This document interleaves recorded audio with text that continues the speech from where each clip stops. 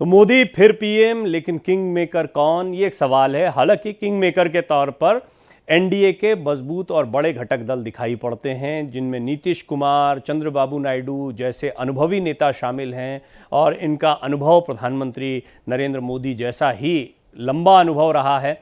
बहरहाल आज ये रास्ता साफ हो गया है कि नरेंद्र मोदी एक बार फिर प्रधानमंत्री पद की शपथ लेने जा रहे हैं और प्रधानमंत्री मोदी की अध्यक्षता में आज उनके घर पर एनडीए की ये महत्वपूर्ण बैठक हुई। इस बैठक में बीजेपी के राष्ट्रीय अध्यक्ष जेपी नड्डा, अमित शाह, नीतीश कुमार और चंद्रबाबू नायडू समेत एनडीए के तमाम सहयोगी दलों के कई नेता मौजूद रहे। एनडीए की बैठक में शामिल दलों के नेताओं ने जीत के लिए प्रधानमंत्री मोदी को बधाई देते हुए उनके नेतृत्व में आस्था भी व्यक्त की है। इससे पहले ये बार बार सवाल खड़ा हो रहा था कि कौन कौन से नेता पहुंचेंगे, कौन कौन से नेता नहीं पहुंचेंगे, लेकिन आज सभी नेता यहां पर इकट्ठे हुए। 292 सीटें, 293 सीटें जो दिखाई देती हैं एनडीए की, वो सीटें जो हैं वो इन्हीं सब सहयोगी दलों के साथ में 240 सीटें अकेले बीजेपी की हैं और इसमें जनता दल यूनाइटेड और तेलुगु देशम पार्टी, ये दो सबसे बड़े दल भारतीय जनता पार्टी के बाद दिखाई देते हैं सीटों के मामले में। पीएम आवास पर कैबिनेट और मंत्रिपरिषद की बैठक के बाद प्रधानमंत्री मोदी ने राष्ट्रपति भवन जाकर राष्ट्रपति द्रौपदी मुर्मू से मुलाकात भी की। पीएम मोदी ने राष्ट्रपति को अपना और अपने मंत्रिपरिषद का इस्तीफा सौंपा। राष्ट्रपति मुर्मू ने पीएम मोदी का इस्तीफा स्वीकार कर लिया है और नई सरकार के कार्यभार संभालने तक उनसे पद पर बने रहने का अनुरोध किया है। लोकसभा चुनाव 2024 के नतीजे आने के बाद सरकार बनाने की कवायद तेज हो गई है। एक तरफ जहां दिल्ली में प्रधानमंत्री आवास पर एनडीए के घटक दलों के नेताओं की बैठक हुई, वहीं कांग्रेस अध्यक्ष मल्लिकार्जुन खड़गे के आवास पर विपक्षी गठबंधन इंडिया की भी बैठक हुई। इस बैठक में कांग्रेस अध्यक्ष खड़गे ने कहा कि विपक्षी दलों ने एकजुट होकर पूरी दृढ़ता के साथ चुनाव लड़ा। इंडिया गठबंधन उन सभी दलों का स्वागत करता है जो सामाजिक और राजनीतिक न्याय के लिए प्रतिबद्ध हैं। उन्होंने कहा कि जनादेश साफ तौर पर पीएम मोदी के खिलाफ है। ये स्पष्ट नैतिक हार के साथ पीएम मोदी के लिए व्यक्तिगत रूप से बहुत बड़ी राजनीतिक क्षति है। इस बैठक में पूर्व कांग्रेस अध्यक्ष सोनिया गांधी, राहुल गांधी, प्रियंका गांधी, शरद पवार, समाजवादी पार्टी अध्यक्ष अखिलेश यादव, तमिलनाडु के मुख्यमंत्री एमके स्टालिन समेत 33 बड़े नेता शामिल हुए थे। 234 सीटें इंडिया अलायंस की दिखाई देती हैं और इंडिया अलायंस की इस बैठक में ममता बनर्जी का स्टैंड अभी तक क्लियर नहीं है, क्योंकि कई बड़े नेताओं के साथ हम इंतजार कर रहे थे और ये कहा भी जा रहा था कि शायद वो यहां पर शामिल हो सकती हैं, लेकिन वो दिखी नहीं। क्या कहा मल्लिकार्जुन खड़गे ने इस बैठक के बाद, आपको सुनवाते हैं। A mandate in defense of the Constitution of India and against price rise, unemployment and crony capitalism, and also to save democracy. The India bloc will continue to fight against the fascist rule of the BJP led by Modi. अगर Bharatiya Janata party के लिए जो result आया उसको analyse किया जाए तो 3 जगहों पर बड़े झटके लगे हैं। एक तो पश्चिम बंगाल में, एक दक्षिण में जो उम्मीद कर रहे थे तमिलनाडु वगैरह में, हालांकि वहां पर कोई ज़मीन नहीं थी, लेकिन सबसे ज़्यादा चौंकाने वाला जो नतीजा आया वो उत्तर प्रदेश से आया, जिसकी उम्मीद शायद बीजेपी ने भी नहीं की होगी। एनडीए को इस वजह से बड़ा झटका लगा। बीजेपी को जो अपनी उनकी सीटें कम दिखाई देती हैं उसकी भी बहुत बड़ी वजह उत्तर प्रदेश में समाजवादी पार्टी और कांग्रेस के गठबंधन को जमकर सीट मिलना है। एनडीए को ये बड़ा झटका है जो उत्तर प्रदेश में लगा। 2024 लोकसभा चुनाव में यूपी ने चौंका दिया। एनडीए गठबंधन को तगड़ा झटका लगा। इंडी गठबंधन की यहाँ बल्ले बल्ले हुई। इंडिया गठबंधन की रणनीति बेहतर तरीके से जमीन पर उतरी। बीजेपी यूपी में पिछड़ी है, समाजवादी पार्टी ने यहां पर बाजी मारी। 1992 में समाजवादी पार्टी के गठन के बाद ये सबसे शानदार प्रदर्शन रहा है। उत्तर प्रदेश में समाजवादी पार्टी ने 37 सीटों के साथ सबसे बड़ी पार्टी के तौर पर अपनी जीत दर्ज की है। सबसे ज़्यादा सीटें जीती हैं, नंबर 1 पर रही सीटें जीतने के मामले में।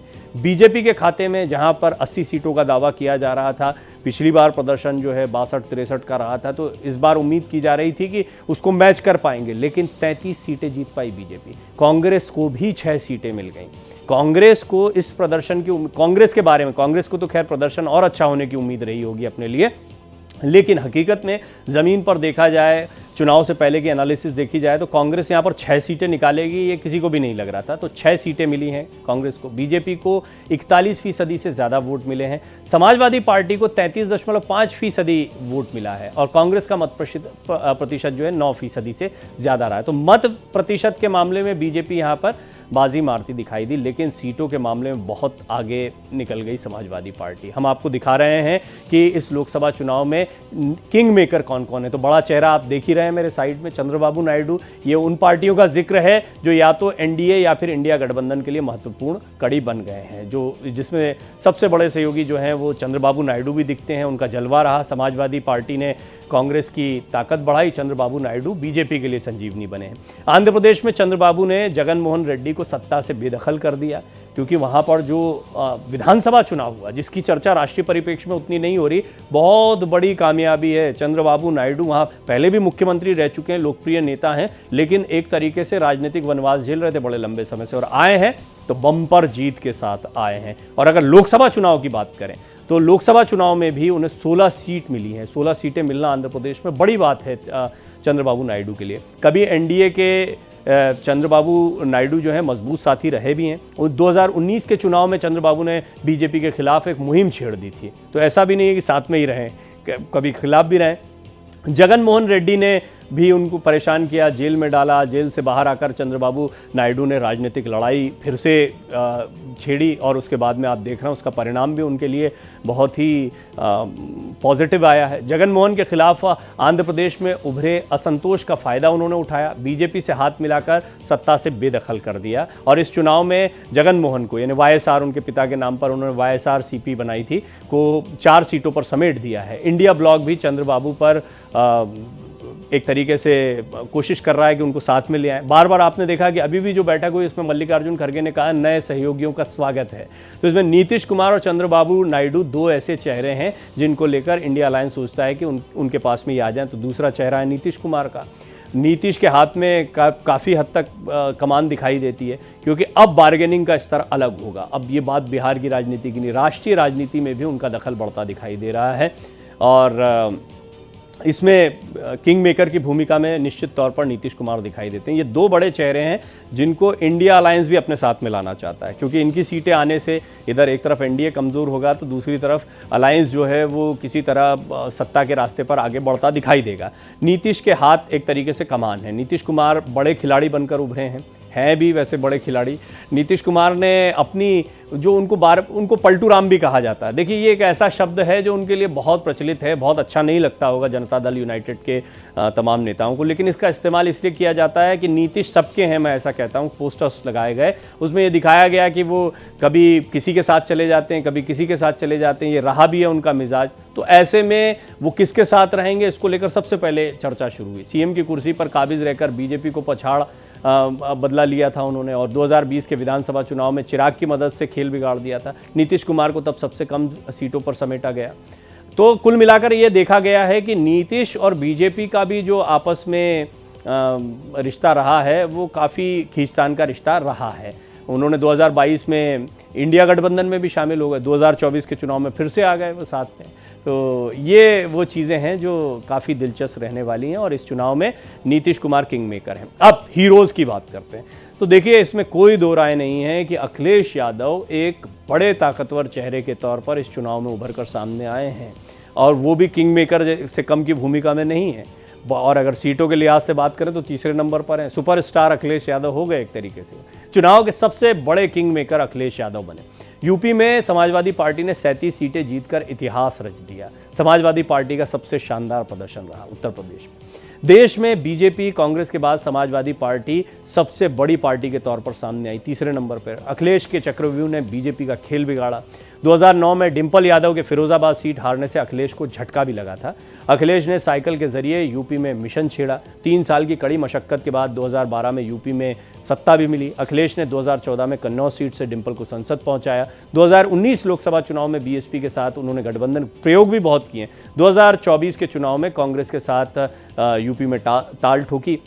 अखिलेश का पीडीए जो है वो अचूक हथियार बना है। समाजवादी पार्टी ने यहाँ 37 सीटें जीती हैं और बीजेपी को 33 सीटों से संतोष करना पड़ा है। सहयोगी कांग्रेस को भी 6 सीटें मिली हैं, तो ये बड़ी कामयाबी पूरे अलायंस के लिए। एक और बड़ा चेहरा है जिन्होंने एक तरीके से बीजेपी को बड़ा झटका दिया, और वो है ममता बनर्जी।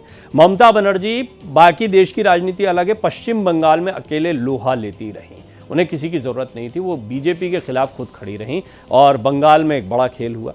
पश्चिम बंगाल में ममता बनर्जी ने बीजेपी को पटखनी दे दी, ये कहना गलत नहीं होगा। 3 साल दूसरी बार बीजेपी को करारा झटका दिया। पहले शुभेंदु अधिकारी जैसे मजबूत सहयोगी को गवाया, नंदीग्राम से चुनाव हारकर भी टीएमसी को पश्चिम बंगाल की सत्ता दिलाई। संदेश खाली कांड के बाद बीजेपी ने ममता के खिलाफ कमर कसी। ममता ने इंडिया गठबंधन से दूरी बनाकर बीजेपी से बदला भी लिया।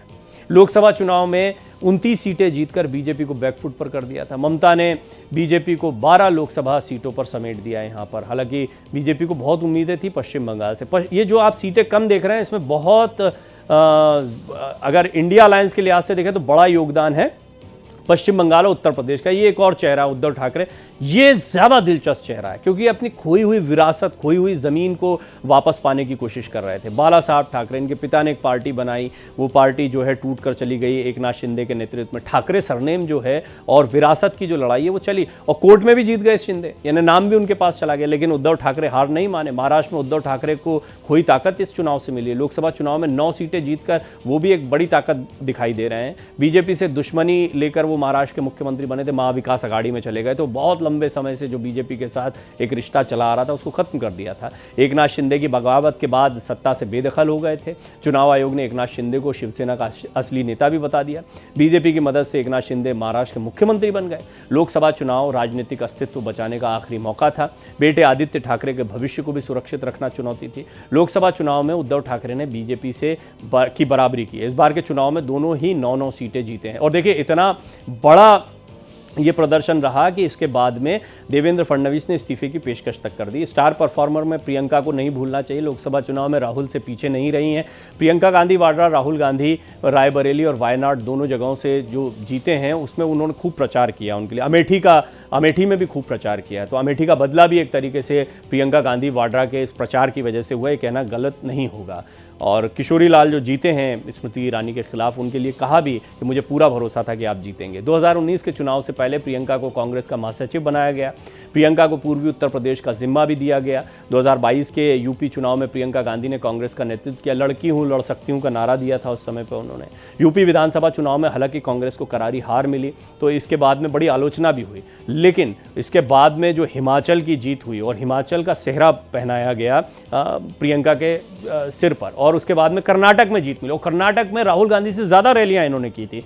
तो प्रियंका ने निश्चित तौर पर अपने आप को एक स्टार परफॉर्मर के तौर पर विकसित किया, स्थापित किया कांग्रेस में। लोकसभा चुनाव 2024 में रायबरेली की सीट कांग्रेस ने बचाई। अमेठी में भी कांग्रेस को फतेह मिली। प्रियंका को जीत का क्रेडिट जाता है। लोकसभा चुनाव की स्टार परफॉर्मर वो कांग्रेस की तरफ से दिखाई देती हैं।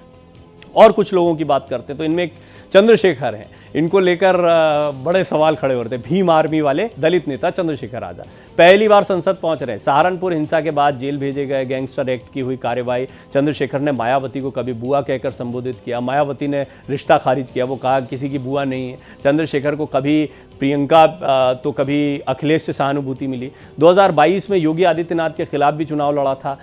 2024 में नगीना लोकसभा सीट से 1.5 लाख वोटों से इनको जीत मिली, और इनको कोई टिकट नहीं दे रहा है, इनका राजनीतिक भविष्य खत्म हो गया जैसी बातें कही जा रही थी। अपना चुनाव जीत कर आए, मजबूती से लड़े हैं, तो ये एक तरीके से इनकी चमक बड़ी है।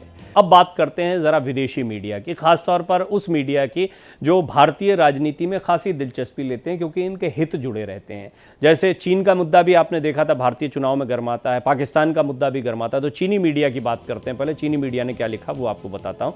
चीन के सरकारी अखबार ग्लोबल टाइम्स की खबर का शीर्षक, मोदी ने गठबंधन को मामूली बहुमत मिलने के साथ जीत का दावा किया। अखबार ने अपनी रिपोर्ट में क्या लिखा है कि सरकार की आर्थिक नीतियों पर फोकस रखा। मोदी के तीसरे कार्यकाल में आर्थिक बदलाव एक मुश्किल काम है। कारोबारी माहौल के लिए मोदी की महत्वाकांक्षा को पूरा करना मुश्किल है। मोदी राष्ट्रवाद का कार्ड खेल सकते हैं जिससे चीन भारत संबंधों में बहुत सुधार होने की संभावना नहीं है। और ये जो है ये चीन का स्टैंड बताता है कि चीन प्रधानमंत्री मोदी के एक बार फिर प्रधानमंत्री बनने से बहुत ज़्यादा खुश नहीं हैं। हालांकि इससे हमें फ़र्क नहीं पड़ता, हम जानते हैं कि चीन जो है वो घबराता भी है, वो चाहता नहीं है कि मजबूत सरकार यहाँ पर रहे। जीत हार लगी, ये बांग्लादेशी मीडिया कह रहा है। बांग्लादेश के अखबार द डेली स्टार ने लिखा है कि एक जीत जो हार लग रही है। इस साल एनडीए को जो नतीजे मिले उसके कई कारण हैं। चुनाव प्रचार के दौरान लगातार ध्रुवीकरण पर जोर देना, अयोध्या में राम मंदिर उद्घाटन के बाद भी उसका फायदा न मिल पाना, इंडिया गठबंधन का उदय होना, इन सभी ने अपनी भूमिका निभाई है। और ये महत्वपूर्ण बात है। देखिए, इसमें एनालिसिस में कई बातें लिखी गई हैं। हालांकि विदेशी मीडिया है, अपने अपने हितों के हिसाब से लिखता है, लेकिन जीत हार लगी, बात सही है। बड़ी खूबसूरत हेडलाइन है, क्योंकि कई बीजेपी के कार्यकर्ता हैं, समर्थक हैं, जो अब भी इस जीत के बावजूद मायूस दिखाई पड़ते हैं और वो कहते हैं कि नहीं, ऐसी जीत के बारे में नहीं सोचा था। खासतौर पर तब जब भारतीय जनता पार्टी अपने दम पर बहुमत का आंकड़ा न छू पाए और उसे सहयोगियों के सहारे रहना पड़े, और उसमें यह आशंका रहे कि हो सकता है कि आने वाले दिनों में आपको बहुत सारे समझौते करने पड़ेंगे। पाकिस्तानी मीडिया क्या कह रहा है वो भी मैं आपको बता देता हूं। मंसूबे तार तार, ये पाक मीडिया लिख रहा है। चुनाव परिणाम पर दुनिया की मीडिया जो है वो अलग अलग बातें कहती है, तो पाकिस्तान जो है वो हमेशा भारत विरोधी बात कहता रहता है। वहाँ का मीडिया, भारत में लोकसभा चुनाव के परिणाम पर पाक मीडिया ने क्या कहा, जियो टीवी ने कहा कि बीजेपी के 400 सीटों का मंसूबा तार तार हो गया। मोदी की राजनीति को भारत की जनता ने नकार दिया। 400 पार का नारा हसरत भर बनकर रह गया। बीजेपी को अपने दम पर बहुमत भी नहीं मिला। सरकार चलाने के लिए बीजेपी को बैसाखी की जरूरत होगी। अपने सहयोगी दलों के बगैर सरकार नहीं बना पाएंगे। राम मंदिर बनाने वाली बीजेपी को अयोध्या में भी हार मिली, इसको पॉइंट आउट किया गया। देखिए, ये बात सही है कि अयोध्या की जो हार है वो बहुत चर्चा का विषय रही है। अयोध्या में बहुत काम किए गए हैं। ऐसा नहीं कि सिर्फ मंदिर बना है, वहाँ पर इंफ्रास्ट्रक्चर का डेवलपमेंट हो, एयरपोर्ट का बनना हो, रेलवे स्टेशन का बेहतर होना हो, बहुत सारी बातें। तो अब इस पर एक तरीके से चुटकी लेता पाकिस्तानी मीडिया दिखाई दे रहा है, और ऐसी कई वजह हो सकती है। जैसे 400 पार का मंसूबा जो है वो तार तार हो गया, ये बात उनकी तरफ से कही जा रही है। हालांकि पाकिस्तान क्या कहता है ये महत्व की बात नहीं है। अगर हम एक पॉलिटिकल एनालिसिस इसकी रखें तो ये बात सही है कि कहीं ना कहीं मंदिर पर बहुत जोर होना, ध्रुवीकरण की राजनीति या हिंदू मुस्लिम के बहुत ज़्यादा बयान हैं, इसको बहुत ज़्यादा पसंद नहीं किया गया। खासतौर पर उत्तर प्रदेश, पश्चिम बंगाल में ये बिल्कुल भी नहीं चला, और शायद यहाँ के चुनाव को ध्यान में रखते हुए इन मुद्दों को उठाया गया था। और चुनाव में हम देखते हैं कि इस तरह के मुद्दे उठते हैं तमाम जगहों से, लेकिन ये खारिज हुए हैं। अब बात करते हैं ब्रिटेन की मीडिया की। ब्रिटेन की मीडिया में किस तरह की चर्चा है। ब्रिटिश ब्रॉडकास्टिंग कॉरपोरेशन यानी बीबीसी ने चुनाव परिणाम पर लिखा है कि एनडीए को भले ही बहुमत मिल गया, लेकिन बीजेपी को बहुमत नहीं मिला। मोदी का कार्यकाल कई विवादित फैसलों के लिए जाना जाता है। 2016 में नोटबंदी और ध्रुवीकरण वाले फैसले, साल 2019 में कश्मीर के विशेष राज्य के दर्जे को समाप्त करना। सत्ता में रहने के लिए अब जेडीयू और टीडीपी की आवश्यकता पड़ने वाली है। ठीक है, एनालिसिस के लिहाज से, हालांकि जब कोई एनालिसिस रखी जाती है, बातें भारतीय मीडिया में भी होती हैं, लेकिन आप देखेंगे कि इसमें फिर एक चटकारे लेकर, तंज कसते हुए इन बातों को लिखा जाता है। अपने अपने हित होते हैं, कसक भी होती कई बार, उसको भी निकाला जाता है। ब्रिटेन की बात हो गई। अमेरिकी मीडिया ने क्या कहा वो भी आपके टेलीविज़न स्क्रीन पर है। न्यूयॉर्क टाइम्स ने लिखा है कि चुनाव परिणाम से सीख मिलेगी। मोदी की बीजेपी पूर्ण बहुमत हासिल करने में नाकामयाब रही है, उसे सरकार बनाने के लिए अपने सहयोगियों का सहारा लेना पड़ेगा। वॉशिंगटन पोस्ट ने मोदी की जीत के वैश्विक प्रभावों पर चर्चा की है। मोदी को गठबंधन सरकार में कई चुनौतियों का सामना करना पड़ेगा। देखिए, भारत अमेरिका के संबंध बड़े मजबूत रहे, और इन मजबूत संबंधों में सबसे महत्वपूर्ण बात यह रही कि अमेरिका के साथ भारत के संबंध निरंतर बढ़ते चले गए। और व्यावसायिक संबंधों को, जब भी कोई विदेशी मीडिया होता या फिर विदेशी सरकारें संबंध बनाती, तो वो सरकार की मजबूती को देखती कि फैसले लेने में कितनी निडर और कितनी स्थिर सरकार है। तो ये कुछ बातें होती हैं जो आपको अलग अलग आर्टिकल्स में पढ़ने को मिलेंगी। बहरहाल इसमें खराब परफॉर्मेंस तो बीजेपी की रही, खासतौर पर महाराष्ट्र में उसके क्या आफ्टर इफेक्ट हुए हैं, किस तरह से नेता इस्तीफे की पेशकश कर रहे हैं या जिम्मेदारी ले रहे हैं, वो भी ज़रा आपको बताते हैं। लोकसभा चुनाव 2024 में बीजेपी के खराब परफॉर्मेंस का असर महाराष्ट्र की राजनीति में स्पष्ट दिखने लगा, जहां पर अब बहुत जल्दी ही विधानसभा चुनाव होने वाले हैं। तो पूरी तरीके से अब विधानसभा की तैयारियों में महाराष्ट्र जुट जाएगा, और ऐसे समय पर जब इस तरह का नतीजा आया हो कि शरद पवार, उद्धव ठाकरे, इनकी ताकत बढ़ी है, तोड़ फोड़ की राजनीति को महाराष्ट्र की जनता ने अस्वीकार किया, खारिज किया है, तो बीजेपी के लिए ये बहुत सारे मंथन का दौर है। बीजेपी के दिग्गज नेता और प्रदेश के उप मुख्यमंत्री देवेंद्र फडणवीस ने इस्तीफे की पेशकश की। उन्होंने कहा कि वो महाराष्ट्र में बीजेपी के खराब प्रदर्शन की जिम्मेदारी लेते हैं। महाराष्ट्र में बीजेपी समेत एनडीए का परफॉर्मेंस उम्मीद के अनुरूप नहीं रहा। प्रदेश में लोकसभा की कुल 48 सीटें हैं, बीजेपी इनमें से सिर्फ 9 सीटों पर ही जीत हासिल कर पाई और इतनी तो उद्धव ठाकरे ने जीत ली। महाराष्ट्र में चूंकि एक प्रकार से भारतीय जनता पार्टी की सारी जिम्मेदारी महाराष्ट्र में एक लीडर के रूप में मेरे ऊपर थी, तो ये जो हमारा महाराष्ट्र में डिबैकल हुआ है या जो हमें एक प्रकार से हार मिली है, हमारी सीटें कम हुई है, इसकी पूरी जिम्मेदारी ये मेरी है। मैं इस जिम्मेदारी को स्वीकारता हूं। कहां कमियां रही है उसको पूरा करने की कोशिश करूंगा। मैं भागने वाला आदमी तो हूं नहीं और जोरों से मैदान में उतरूंगा और हमारी पूरी पार्टी को साथ में लेकर हम लोग वापस नई स्ट्रैटेजी तैयार करेंगे और नई स्ट्रैटेजी तैयार करके हम लोग जनता के बीच जाएंगे।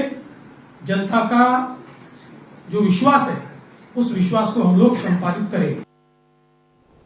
साथ में जो आप तस्वीरें देख रहे थे वो मैं बता दूं, बड़ा इंतज़ार किया जा रहा था कि अब जो मीटिंग है एनडीए की वो ख़त्म हो, राष्ट्रपति से मुलाकात हो, समर्थन का पत्र सौंपा जाए, फिर इसके बाद राष्ट्रपति न्योता देते हैं और फिर जो सबसे बड़ा दल होता है उसके नेता को प्रधानमंत्री के तौर पर शपथ दिलाई जाती है, जो औपचारिक प्रक्रिया है। तो समर्थन का पत्र राष्ट्रपति को सौंप दिया गया। इसके बाद जो डिनर हुआ उसके बाद जो नेता निकल रहे थे वो तस्वीरें आप देख रहे थे। लोकसभा चुनाव के साथ साथ ओडिशा और आंध्र प्रदेश के विधानसभा चुनाव की भी फटाफट बात कर लेते हैं। एनडीए ने बम्पर जीत हासिल की है। सूत्रों के अनुसार आंध्र प्रदेश में टीडीपी प्रमुख चंद्रबाबू नायडू ने जल्दी ही शपथ ले सकते हैं वो। वहीं ओडिशा में मुख्यमंत्री के नाम को लेकर चर्चाओं का बाजार गर्म है। ओडिशा के मुख्यमंत्री नवीन पटनायक ने राज्यपाल रघुवर दास से मिलकर अपना इस्तीफा सौंप दिया है। इस रेस में धर्मेंद्र प्रधान आगे दिखाई देते हैं, लेकिन अभी तक निर्णय नहीं हुआ है, तो देखना बड़ा दिलचस्प होगा क्योंकि वो एक सांसद भी हैं और एक एक सांसद अभी बीजेपी के लिए बहुत महत्वपूर्ण है। देखिए ये रिपोर्ट।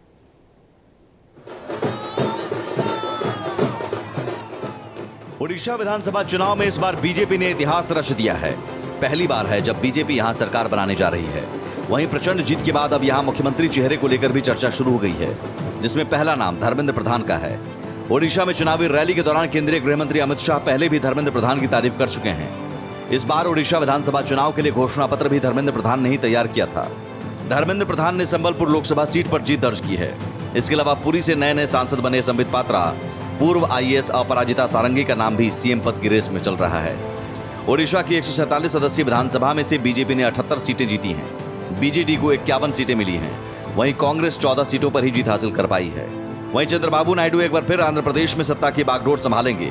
सूत्रों के मुताबिक तेलुगु देशम पार्टी के अध्यक्ष एन चंद्रबाबू नायडू 9 जून को आंध्र प्रदेश के नए सीएम के रूप में शपथ ले सकते हैं। नायडू की टीडीपी आंध्र प्रदेश विधानसभा की 175 सीटों में से 135 सीटों पर जीत दर्ज कर नंबर 1 पार्टी बनकर उभरी है।